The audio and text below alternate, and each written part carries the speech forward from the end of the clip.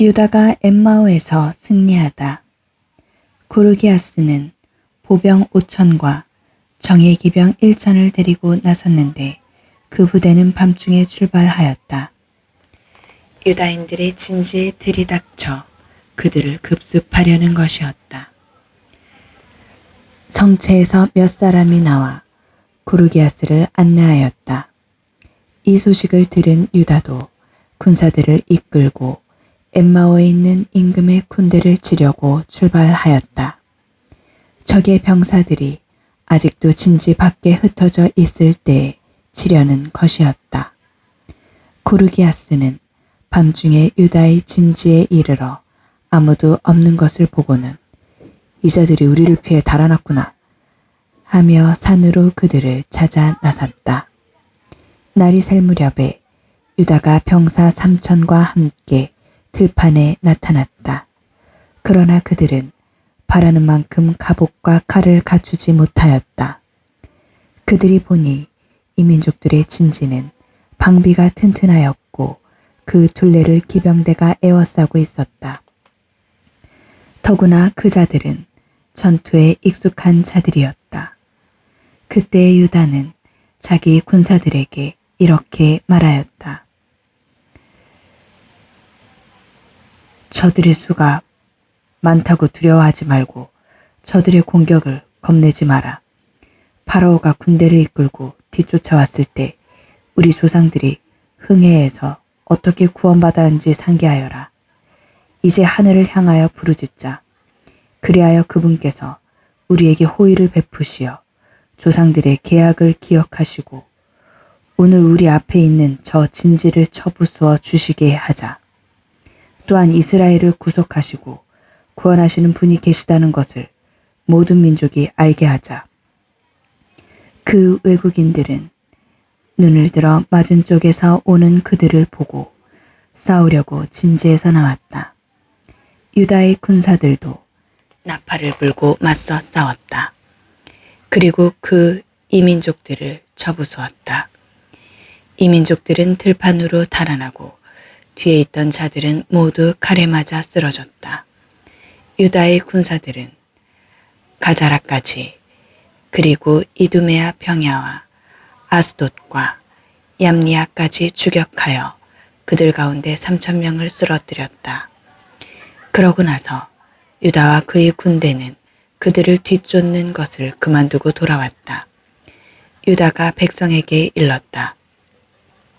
우리가 치를 전투가 더 남아있으니 전리품에 욕심을 내지 마라. 고르기아스와 그 군대가 우리 가까이 저 산속에 있다. 지금은 적들과 맞서 싸워야 한다. 그 뒤에 마음껏 전리품을 차지하여라.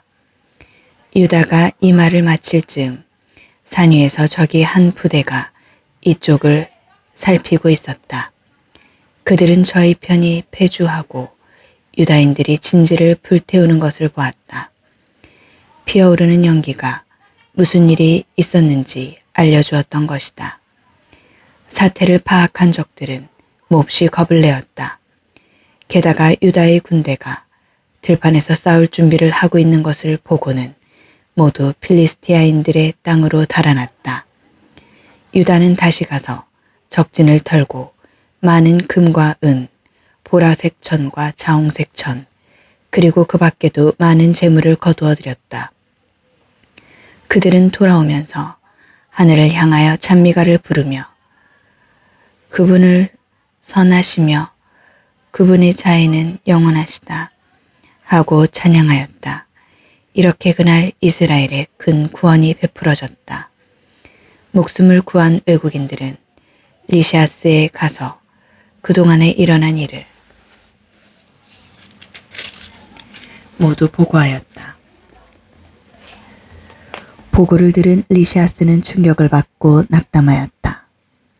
이스라엘에서 자기가 바라던 일들이 이루어지지 않고 임금이 자기에게 명령한 대로 하지 못하였기 때문이다. 리시아스를 물리치다. 이듬해에 그는 유다인들을 제압하려고 정예 보병 6만과 기병 5천을 소집하였다. 그들이 이두메아로 들어가서 벳추르의 진을 치자 유다는 보병 1만으로 그들에게 맞섰다. 그는 적군이 강한 것을 보고 이렇게 기도하였다. 이스라엘의 구원자께서는 찬미 받으소서. 당신께서는 당신의 종 다윗의 손으로 거인의 공격을 물리치시고 사울의 아들 요나탄과 그 무기 당번의 손에 필리스티아인들이 진영을 넘기셨습니다. 저 진영을 당신 백성 이스라엘의 손에 넘겨주시고 저들이 자기들의 보병과 기병을 수치스럽게 여기도록 해주십시오. 저들을 겁에 질리게 하시고 저들이 만용을 꺾으시어 저들이 파멸을 당하여 떨게 해주십시오. 당신을 사랑하는 이들의 칼로 저들을 내리치십시오. 당신 이름을 아는 모든 이가 찬미고로 당신을 찬양하게 해주십시오. 그러고 나서 양쪽이 맞서 싸우니 리시아스의 군대에서 5,000명이 쓰러졌다.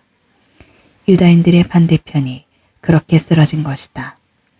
리시아스는 자기 부대가 패주한 반면 유다의 부대는 사기가 올라 죽든 살든 용감히 싸울 준비가 된 것을 보고 안티오키아로 퇴각하였다. 그리고 유다 땅에 다시 쳐들어 오려고 더 많은 용병을 모집하였다. 성전을 정화하고 다시 봉헌하다. 유다와 그 형제들은 이제 우리 적을 무찔렀으니 올라가서 성소를 정화하고 봉헌합시다 하고 말하였다. 그래서 온 군대가 모여 시온산으로 올라갔다. 올라가 보니 성소는 황폐해졌고 제단은 더럽혀졌으며 대문들은 다 타버렸고 뜰은 숲이나 산처럼 잡초가 우거져 있었다. 그곳의 방들도 부서져 있었다. 그들은 옷을 찢고 크게 통곡하며 머리에 채를 뿌리고 나서 얼굴을 땅에 대고 엎드렸다. 그리고 나팔 소리를 신호로 하늘을 향하여 부르짖었다. 그 뒤에 유다는 병사들에게 명령을 내려 성소를 정화할 때까지 성체 안에 있는 자들을 공격하게 하였다. 그리고 흠이 없고 율법에 헌신하는 사제들을 뽑아 성소를 정화하고 더럽혀진 돌들을 부정한 곳으로 치우게 하였다. 그들이 더럽혀진 번제 제단을 어떻게 할까 논의하는데 좋은 생각이 떠올랐다. 이 민족들이 제단을 부정하게 만든 일로 자기들이 조롱거리가 되지 않도록 그것을 헐어버리자는 것이었다. 그리하여 그들은 제단을 헐어버렸다. 그리고 예언자가 와서 말해줄 때까지 그 돌들을 성전 산 적당한 곳에 쌓아두기로 하였다. 이어서 율법에 따라 다듬지 않은 돌들을 가져다가 이전의 제단과 같은 제단을 새로 쌓았다. 그리고 성소와 성전 내부를 복구하고 뜰을 축성하였다. 그들은 또 거룩한 기물들을 새로 만들고 등잔대와 분향제단과 상을 성전 안에 들여다 놓았다. 그러고 나서 제단 위에서 향을 피우고 등잔대의 등을 불에 붙이니 등불이 성전 안을 비추었다. 또 상 위에는 빵을 차려놓고 휘장을 쳤다. 이렇게 그들은 시작한 일을 모두 마쳤다. 그들은 148년 9째 달, 곧 기슬레우 달 25째 날 아침 일찍 일어나 새로 만든 번제 제단 위에서 율법에 따라 희생제물을 바쳤다. 이 민족들이 제단을 더럽혔던 바로 그때 그날 그들은 노래를 하고 수금과 비파와 자바라를 연주하며 그 제단을 다시 봉헌한 것이다. 온 백성은 얼굴을 땅에 대고 엎드려 자기들을 성공의 길로 이끌어 주신 하늘을 찬양하였다. 그들은 8해 동안 제단 봉헌을 경축하였는데 기쁜 마음으로 번제물을 바치고 진교제물과 감사제물을 드렸다. 또 성전 앞면을 금관과 방패로 장식하고 대문을 새로 만들었으며 방에도 모두 문을 달았다. 백성은 크게 기뻐하였다. 이렇게 하여 이 민족들이 남긴 지옥의 흔적이 사라졌다. 유다와 그의 형제들과 이스라엘 온 회중은 해마다 그때가 돌아오면 기슬레우 달 25세 날부터 8해 동안 재단 봉헌 주길로 기쁘게 즐겁게 지내기로 결정하였다. 그들은 또 시온산 둘레에 높은 성벽을 쌓고 튼튼한 탑을 세워 이민족들이 전에 한 것처럼 그곳을 질밟지 못하게 하였다. 유다는 그곳을 지킬 군대도 배치하였다.